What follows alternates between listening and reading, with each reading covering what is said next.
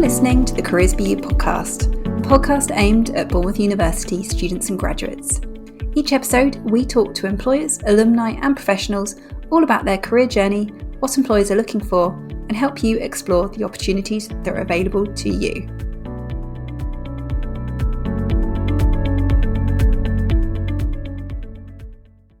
Hello and welcome to this episode. I'm Amanda Fripp, Careers Consultant at Bournemouth University. In today's episode, I'm joined by Alistair Ellen, Director of FP Wealth Management, and Jamie Brown, a BU student who recently completed a placement with the organisation. In today's episode, we'll be exploring careers in financial advice, hearing about Jamie's experience working as a paraplanner on placement, and learning about Alistair's own career journey in the industry. So let's dive in. Hi, Jamie and Alistair. Welcome to the podcast. Morning. Thank you. Good morning. Could you just introduce yourselves, please? Alistair, do you want to kick off? Yeah, sure. Hi, my name's Alistair Ellen, and I'm a director of FP Wealth Management, who are a boutique wealth management firm based in Wimborne. We have been running in our current guise since 2005, and we are a firm with not an awful lot of clients, but those clients tend to have more complicated needs and tend to have higher wealth than most. So we get to do a lot of fun planning and problem solving, and which I think gives actually has historically given quite a good student experience for our placement students. Brilliant, thank you. And Jamie? Hi, I am a business management with finance student, and I recently returned from a placement at FP Wealth Management as a paraplanner, which is essentially all the background work behind the financial advice. Excellent, thank you. Obviously at BU, and you've now come back from your placement and you're in your final year, completing that final year, is that right? Yeah, it's taking some getting used to it as a strange adjustment. You get used to the 9 to 5 schedule of things to and go back to uni it's a bit odd, but I'm enjoying it. Bit of a shock both ways, isn't it? I guess going on to placement and then coming back from placement is two different types of shocks. Yeah, and a year goes very, very quickly. As soon as you get used to one, you then go back to uni and it does fly by. So as soon as you start to get into the routine of things, you then have to completely go back to getting into a different routine, and it's strange. Okay, so we're going to be talking about a career in financial advice in this episode. So Alistair, could you just explain a little bit about what financial advice is? Wow, well, that's a big question. So probably the way that, how about I talk about what we do? Yeah, okay. So we would describe ourselves as holistic financial advisors. So people come to us. We do an awful lot of in-depth research about their situation. We find out everything about them. And then we provide them with a financial plan, like a roadmap, if you like, often for the rest of their lives, which seems like an awful long time, and it depends on when they come to us. Obviously, if they come to us at 70, it's a whole different ballgame than if they come to us at 40. So we will get involved with anything that is related to finance. So probably the least sexy thing that we do is probably protection. So we'll be talking to people about life insurance or income protection to ensure that if something adverse happens in their life, they're able to continue and support their family or support their business, depending on what the insurance is for. Probably the sexiest thing people think that we do is investment. So we'll manage portfolios for clients, and those portfolios are individual to each client. So we'll look at their ability to take risk so that we can align the way that we invest for them, almost as if, I suppose the way that I try and explain to a client what we do to clients is that if you could imagine I downloaded all of the knowledge that I had onto a USB stick and I could plug it into the back of their head, then they would be able to deliver kind of the perfect plan for them, because they would put together the technical knowledge with how it makes them feel. And because that's a very difficult, obviously we can't do that, technology won't allow us to do that yet. My job is to get to understand them. And if I can understand their emotions, their goals, their fears, understand their risk profile, then I should be able to craft something that fits them. And in a way, we use the word bespoke a lot, because it's very much like we pride ourselves on being like a Savile Row tailor. If you come to us, we should craft something to you that fits you perfectly. And that's our job. Whereas I think you'll find that increasingly the mainstream of what we do is going very much off the peg, in that people will come along and they'll try and place you in a particular box of solutions that you probably kind of fit, but we think if you're going to do it, you do it properly. So so people get most excited probably about the investment side because it seems most sophisticated. And we're proud of the value that we add from the investment side. But actually, it's all the other stuff, the planning for pensions and ISAs and different investment structures and ensuring we get the tax right, all of the complicated stuff in the background that probably adds the maximum amount of value for clients. And there have been some good studies done by financial companies to create something called Advisor Alpha, which is trying to actually put a number on exactly what we add. So, and a lot of these studies illustrate that the outcomes for people who have had advice are far better than those who haven't had advice. Brilliant, thank you. And how did you end up in this type of role, Alistair? Well, thankfully, financial advice has changed a lot over the years. So I was in the Royal Air Force, and when I came out of the Royal Air Force, I really didn't know quite what I wanted to do. And I went for a job interview with a Canadian life insurance company who were very rare in that they actually employed their staff and gave them a proper training, because it was a time when what we now do was fairly Wild West. It was very commission driven. It was very sales driven. It wasn't holistic in the way that we do it. And I realized that I liked it. Mm-hmm. I realized that I had some aptitude for it, and I enjoyed the contact with people. And the rest, as they say, is history.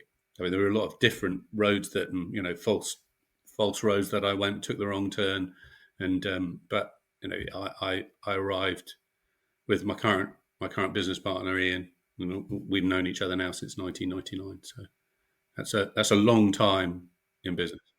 And in terms of the types of careers in financial advice, obviously there's, Jamie, you said you were a paraplanner on placement, but there's also independent financial advisors. So can you tell me a little bit about the types of roles? What's the difference? Obviously, Jamie, we'll hear from your experience as well, but what are the types of roles in this sector? I think if we're looking at people coming out of university, then the roles that they will probably be looking at are either a paraplanner. And basically, a paraplanner does all of the research and the construction of reports for clients. So they do the hard work in terms of the financial advice. And that will obviously come from the advisor going and seeing something, getting all of their information, getting a feel for what they need. And then they'll pass it on to the paraplanner, who will actually build that plan and work with the financial planner to ensure that it is bespoke. So the paraplanner role is very wide ranging and very interesting. And actually, if you're somebody that doesn't necessarily want to be at the front end of a business talking to clients all the time, the paraplanner role can be a really good one because it's challenging, it's very technical. So if that's your bent, then that's a great role for you. Within some larger firms, you might have analyst roles, especially at portfolio management level. So you've got to have people that are analysing different companies' stocks to see whether they're worth investing in. Or if the company constructs their portfolios with funds, they'll be analysing funds. They'll be looking at economic information to try and determine what the macroeconomic picture is. So an analyst role is probably more likely to be with a larger firm, but that's also a role that's available. And then there is the sort of independent financial advisor role that is out there client-facing, managing the client relationships, starting the new clients, getting to meet them, understanding them, developing a relationship, delivering the financial advice, and then often doing the reviews with them on whatever basis the reviews are determined to be. So we do some of our reviews are quarterly, and our smaller clients, if you like, tend to be annually reviewed, and the industry determines that you have to review your client at least annually. make sure that they're on track, that everything is still suitable for them. So really, the independent financial advisor is the front end of the business. Mm-hmm. But I guess you can. So in terms of if somebody thought, actually, I really want to be a financial advisor, would they start as a paraplanner, or are there trainee roles into financial? Like, what are the routes into these different types of careers? There are routes, trainee financial advisor routes. Personally, I think that going through a paraplanner route for a younger person is the right way forward, because you develop the technical knowledge to give you the confidence to then sit in front of somebody who's relying on you to solve their problems. So you can. So in our business, as an example, so Jamie took some exams while he was with us as a paraplanner and placement student. And if he came back and worked with us again, he'd continue that education. And we would get him through to his diploma. And then if he wanted to do so, he could then become a chartered financial planner, which is another set of exams. So their degree level, the chartered financial planner certificates that you take. And then it kind of arms you with the knowledge that you require to be able to go out there and be confident in front of a client, which, well, if you're watching, people think, oh, that's easy, I can do that. It's different when you're the person doing it. And I think that it's really good to have that confidence. But having said that, there are people that will start early, young, and just have that natural ability to communicate. So it's different for different people. Okay. And you have to complete qualifications no matter what route you go down or what role? Yes. So the basic qualification to be a financial advisor is the diploma. So you can get that through the CII. And that's, I think that's level 4, Jamie, is it level 4 qualification? Yeah. It's challenging. If you don't have context, it becomes easier with more context. I think Jamie will say that for sure. The first one he did was more difficult. And then the next one, he understood it more. And I'm a big believer that learning is better with context. And certainly, Jamie could have gone on and done more if he could have stayed longer. I'm sure he'd probably be diploma qualified by the end of the year. And Jamie, how did you find that alongside working? Because obviously your placement is a full-time job, and then you're completing the qualification. How did you find that? I think it's just about doing what works for you. Some people are quite happy to sort of finish work, go home at the end of the day, and then do a bit more in their own time. I wasn't so keen on that. Once I finished at 5, wanted to get home, so I would occasionally come into the office a bit early and worked a bit earlier. It's just about finding that routine, finding that rhythm, and ultimately doing whatever works for you. I know my colleagues do it a bit differently, and then it's just about doing whatever's going to be best for you. And sometimes that's a bit of trial and error. So when I got to doing the second one, I was able to get into a bit more of a rhythm, getting in early. And then because the boards that do the exams, the text they provide for it is very dull. So sometimes you have to experiment with different companies that basically take the information, make it a bit more interesting, a bit more engaging, and easier to digest. And then I think also doing the second one, I mean, like Alistair said, I had a bit more context with it. My second one was more investment focused, and a lot of the stuff I was learning, I could then apply to what I was doing in my day to day role. And a lot of what I did in my day to day role, I then already knew going into the exam. And also just understanding the format, understanding being in the assessment center, things like that, just make you a bit more comfortable.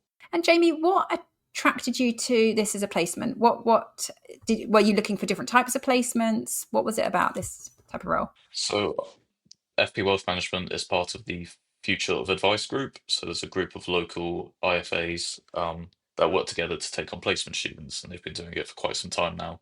And I had a friend who did a similar one in Westbourne, a company called Strategic Solutions. He had a very successful placement, and so I realised that was the route I wanted to do with placement. It wasn't the only route I applied to. I wanted to give myself options, and I didn't want to limit myself because a placement is better than no placement. But and then I went to a panel event, and Alistair and my colleague, or former colleague Shannon, was there, and they spoke about it and working within that smaller environment. For like I said, a year goes very quick, so working in that kind of bespoke, smaller environment was something that definitely appealed.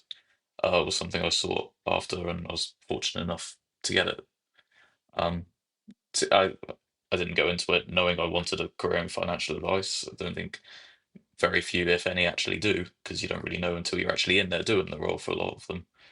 But I knew even if it wasn't, I'd still come away with a good, comprehensive understanding of the process, and ultimately I did. Brilliant. Okay. And in terms of your experience, what did you get to do on placement? What was the typical day, or what were some of your main roles and responsibilities? Report writing is a significant aspect. You can't just, everything's very tightly regulated. You can't just say, oh, I think you should do this, this, and this. It has to be evidenced, it has to be formatted. Bigger companies will have quite a generic sort of report to explain it all. Being a more bespoke firm, everything is very personal to their situation, which makes it a bit more interesting because no two reports you write, although they might be similar in some cases, they're never exactly the same. So that made it a bit more interesting. And the review periods was another significant aspect. So 1 month out of every three essentially was writing these reports, putting together their investment portfolio, putting it into a way that the client could easily digest it and can just see quickly, this is how my portfolio is done. And then supporting Alistair and making sure they were ready in time before those client meetings. And then between those periods, it would vary a lot. There was lots of little ad hoc sort of tasks here and there, various fund manager meetings, which I always felt very involved in. I always got asked for my opinion after, which is nice as a placement student because I think sometimes it's quite refreshing for an employer to hear from someone who is sort of seeing it for the first time with fresh eyes rather than having any sort of previous bias. Um, But yeah, also because it was a smaller firm, I expressed a bit more of an interest in the investment side earlier on because, like Alistair said, it's the sexy side of things. So then they got me a bit more involved in that, and then towards the end, I could start putting together some recommendations for portfolios and things like that. So it was slightly tailored to what I wanted it to be to an extent. Obviously, there are certain bits you have to do, but they were able to tailor it slightly, and I could work with my colleague, and we could sort of divide up who wanted to do what. So I had a bit of choice with what I did, which was nice. What did you get out of this placement experience? Obviously, no matter what, like you said, it's great to do a placement experience, but what did you get out of doing a placement experience? I mean, my CV now it's completely unrecognizable to prior, and now I'm applying for these graduate roles. The generic kind of question you get is explain a scenario where you demonstrated this, demonstrated leadership, things like that. And if it wasn't for the placement, I could put something about part-time job or something about working in a group at uni, which is fine, but it's a bit generic. So it's giving me it's helped my applications stand out a lot more because it is a quite unique experience, an experience that not many people can relate to, which is quite nice. Confidence, definitely a lot more.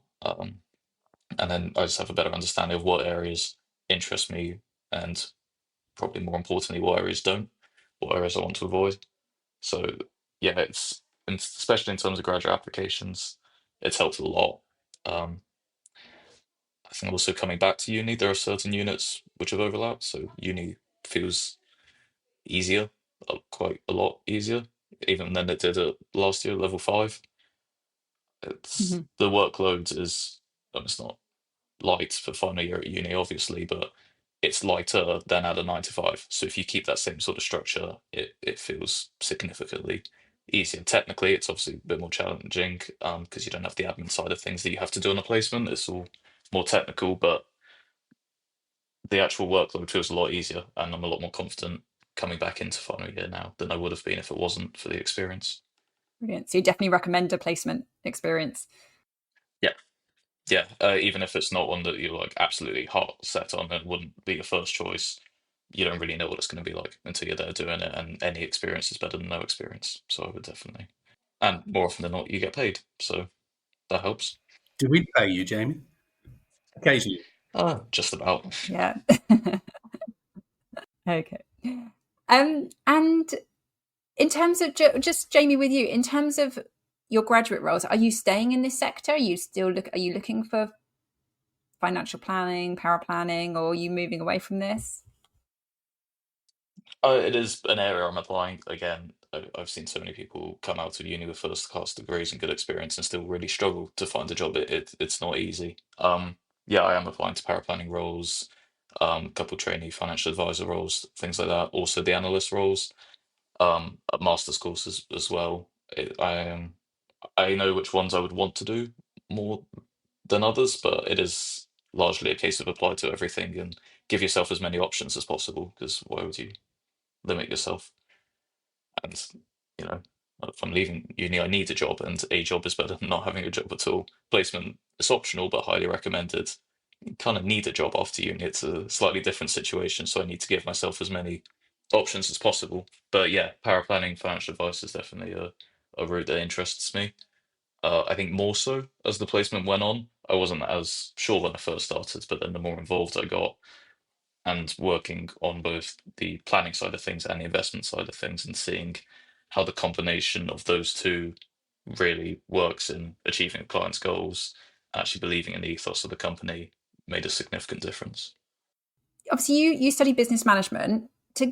Alistair, you might want to answer this. To get into this type of role, do you need to come from a degree background in business and finance, or do you take any degree subjects? What's the situation with that?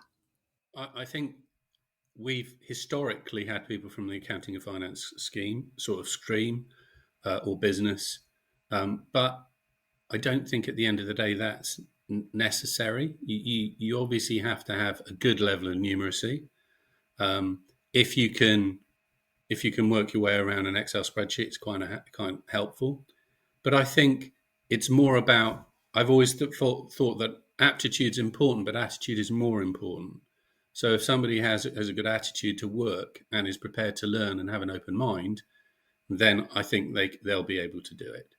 If they really struggle with numbers, it would be more challenging. But Jamie, as you can hear, Jamie is a very mature kind of individual who communicates really well, and so he's applying for different jobs. I think the good thing there is that any one of those he could make a sideways move into the other. So he could start with an analyst role and move into a paraplanning role. He could start in a paraplanning role, specialised as an analyst, move up into an advisory role, and I think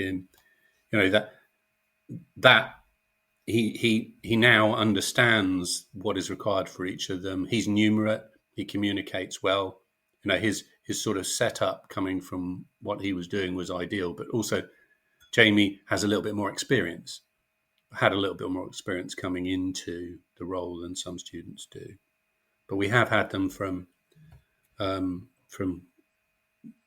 trying to think what the most or the least likely one that we've had has, because we had a lot of placement students.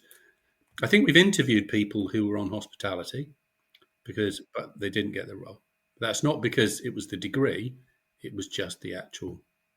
We take one placement student a year, so we choose the best one if they'll have us. And so, yes, sometimes when we're in the whittling down process, we will look and see what they're studying. So if we can't decide between two people and one of them is doing an art subject and one of them is doing accountancy and finance, that might be an extra check in their box. But I think that a degree teaches you how to learn. That's the strongest thing I think it gives you, and the ability to learn, the ability to be given a task and to be able to fulfill it and take responsibility for it is more important than having a particular skill set, because you can learn that.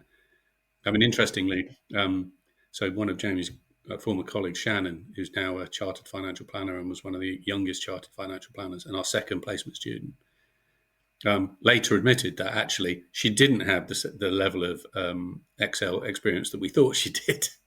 But Jamie will tell you, she's a wizard now. So, she was doing accounting and law at the. I think also those professional qualifications I talked about, they are a pain, but they're there for a reason, and they provide you with the knowledge relevant to what you're doing in a day to day. So ultimately, you are going to start to learn bits and pieces through that. I mean, they're there for a reason. They don't do it just to spite you. It is relevant and is applicable to what you're doing.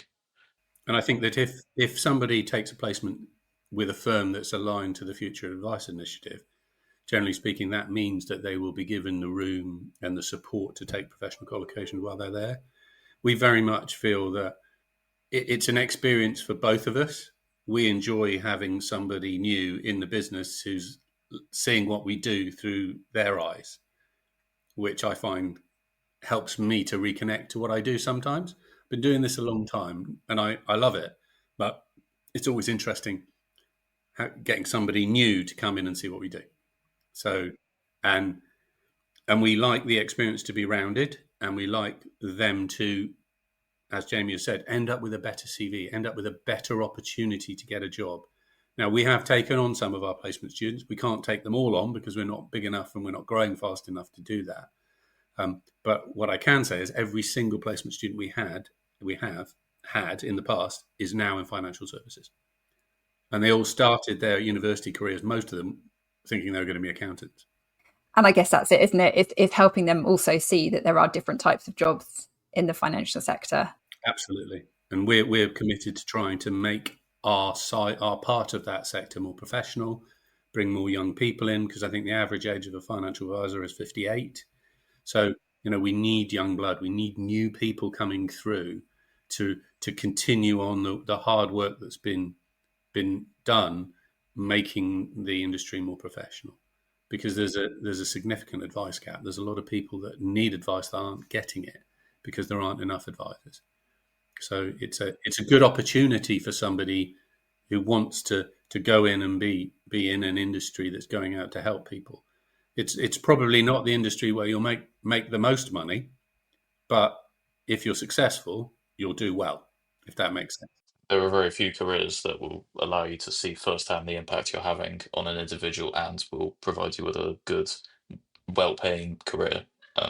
Financial advice fits into that very niche category, I think. And there's a lot of opportunities for people to build their own businesses. Yeah, that's true. So that's another option. Once they're qualified, they can go off and do that. Yeah, I mean, I started with a Canadian life insurance company. I stayed with them for about 2.5 years, and then I moved to a new place, which was a different company. And then after that, I realised that the way forward was to become an independent financial advisor. And my next move was independent. I became a director of a large local company, and then the next move from there broadly was to where we are now, running our own shop, doing things exactly the way that we want to do it, to deliver the best outcomes we possibly can for our clients. And that's where the fun is. We have to work hard to do things, but it's worth it, because ultimately, if you do it well, you end up with having great conversations with people who are very happy, who are feeling secure, who know they're on track to meet their goals, whatever they might be, and you're a part of that and a trusted part of their life, and you're sitting alongside their accountant and their lawyer as a trusted advisor that's central to their achieving their all-round goals, whether it be retirement, whether it be exiting a business, whether there's any number of different scenarios, but that's where we get the enjoyment. Does it feel like a lot of pressure as an advisor when you are that important to someone? You're asking the wrong person. I don't know. As Jamie knows, Pressure and I, we're very good friends. I don't really. I mean, I know it's there, but it doesn't bother me particularly. I quite enjoy pressure. I know a lot of people say that, but I actually function better. You could argue that actually without pressure, I barely function. But that's an oddity of me. And yes, I suppose it is. It's responsibility, I think. But if you want to do something well and you want to be an important part of somebody's life, you have to take responsibility. But we very much work alongside our clients. So a big part of the role is education, so they understand the decisions that they're making. It's not just trust me, do this. I get very uncomfortable if clients say, I don't really understand it, but I trust you. Mm. I need to try again if that's the case, because they need to understand what we're doing, be invested and engaged in it. Because from that is trust and understanding rather than just trust.